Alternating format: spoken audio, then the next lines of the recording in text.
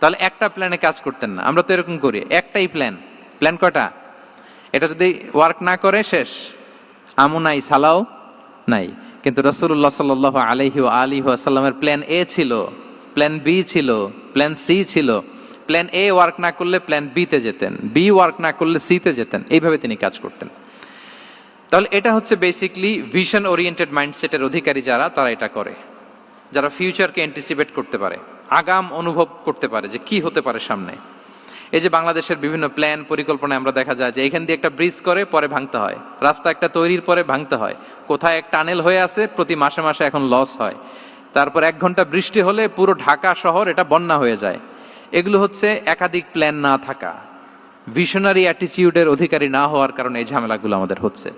তো প্রফেটিক সিরার এই prophetic mindset থেকে আমাদের নেয়ার বিষয় হচ্ছে এটা, যে আমাদেরকে ভিশনারি অ্যাটিটিউডের হতে হবে। রাসূল সাল্লাল্লাহু আলাইহি ওয়াসাল্লাম ভিশন ওরিয়েন্টেড মেন্টালিটির ছিলেন। আগাম, আজ থেকে 50 বছর পরে বাংলাদেশে কি ক্রাইসিস হতে পারে, আজ থেকে ঠিক 100 বছর পরে বাংলাদেশে কি হতে পারে, ওই রোড ম্যাপকে সামনে রেখে আমাদেরকে প্ল্যান করতে হবে। এটাকে বলে ভিশন ওরিয়েন্টেড মাইন্ডসেটের অধিকারী হওয়া।